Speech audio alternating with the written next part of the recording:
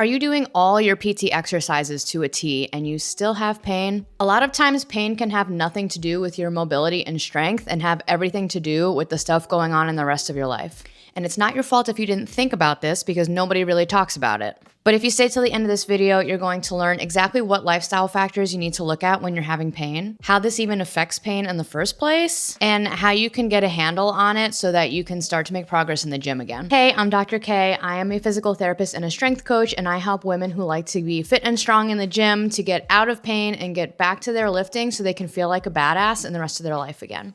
If that sounds like your vibe, go ahead and subscribe and stick around for more. So something I learned from one of my mentors, Greg Lehman, is that he says pain is the opinion of the brain. It's not meant to say that it's all in your head, but there's a lot of it that goes on in your head. So pain is basically your brain being really sensitive to your physical environment because of a big overload in the stresses of your system. And what I mean by stresses of the system, we can think about it like this little cup analogy. So in the cup, there's all types of stuff that goes on in your life. So there's like work stress, there's physical stress, there's poor nutrition, poor sleep, poor recovery, basically. And if this cup is super full from the stuff going on in the whole rest of your life, and then you add on working out in the gym, which is still a stress, a good stress, but still a stress. If you add that on top, then it can overflow, and that's when you can be feeling some pain. So you can literally be doing the exact same mobility and strength routine that you've always been doing, but if those other things in your life have the cup way up to capacity, then when you add the strength and mobility stuff in, it'll overflow. So for me, when I went home for the holidays, I had a great time. I was with my family. I was going to New York City. I was living my best life. But I was not sleeping nearly as well as I was before. My nutrition was kind of like comprised of cheese, sugar, and like a tiny little splash of alcohol, which I'm not really used to doing. And when I went to the gym, my knee was like, what the fuck? Meanwhile, the program was the exact same. Like everything was the same physically, but my cup was like, because it was not used to all this extra stress in the way of some poor nutrition and some bad sleep habits. So if you're feeling some pain too and you're like, where's this coming from? I haven't changed anything in my gym routine. I want you to think about those other areas of your life. So your nutrition, your sleep, your hydration, your overall stress from like work or family, things like that. Those are the 4 biggest things I see that can influence pain one way or the other.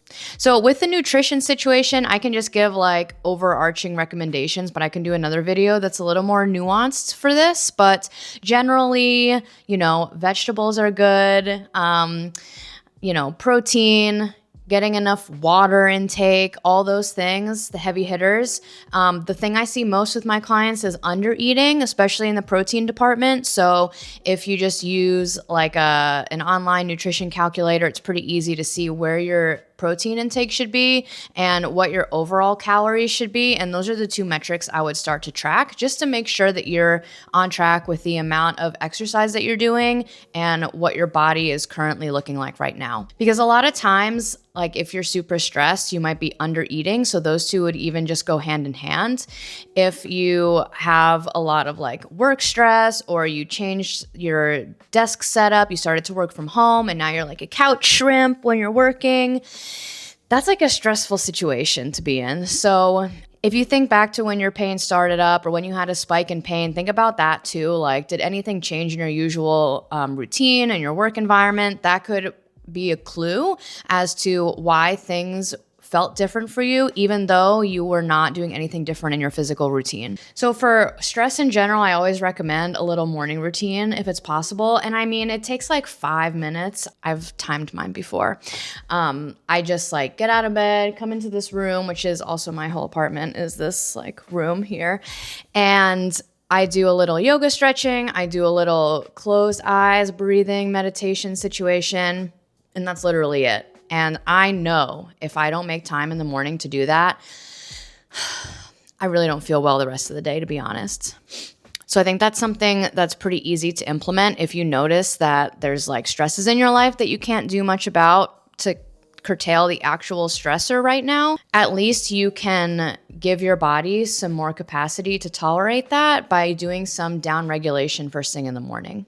So sleep is another big one that I see, and I have a checklist of things that you can look at to kind of audit your sleep, and I can link that down below just to get an idea of what you're doing already that's good and helpful and what tactics you might want to try and implement so that you can improve that a little bit more.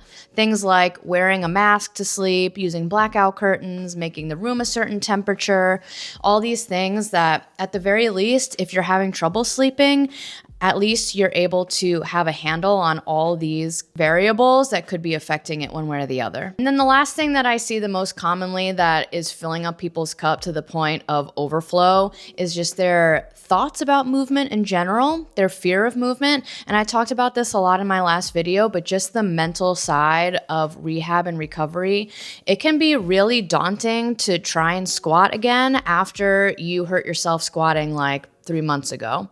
Your body has this innate thought that this movement is dangerous, and it's going to, like I mentioned before with the alarm bells, it's going to sound the alarm in the form of pain. And the way to really work around this is graded exposure, which is what I've also talked about before, but it's basically just incrementally getting into that movement pattern in slow and safe ways over time to gain the trust of your brain again. So ignoring these factors that I talked about today is what keeps people in pain loops because they're doing all the physical things, but then they have pain and then they think that the movement itself is the problem. So then they stop and they wait and then they try it again and it's still painful. And all the while they're not really thinking about their sleep, their nutrition, their recovery, all those things. But when it comes down to it, regulating pain is more about taking a look at your whole lifestyle and taking note of all of the lifestyle habits that could be incorporated into this situation, just breaking them down one by one, seeing what the lowest hanging fruit is that you can do right now to address those things and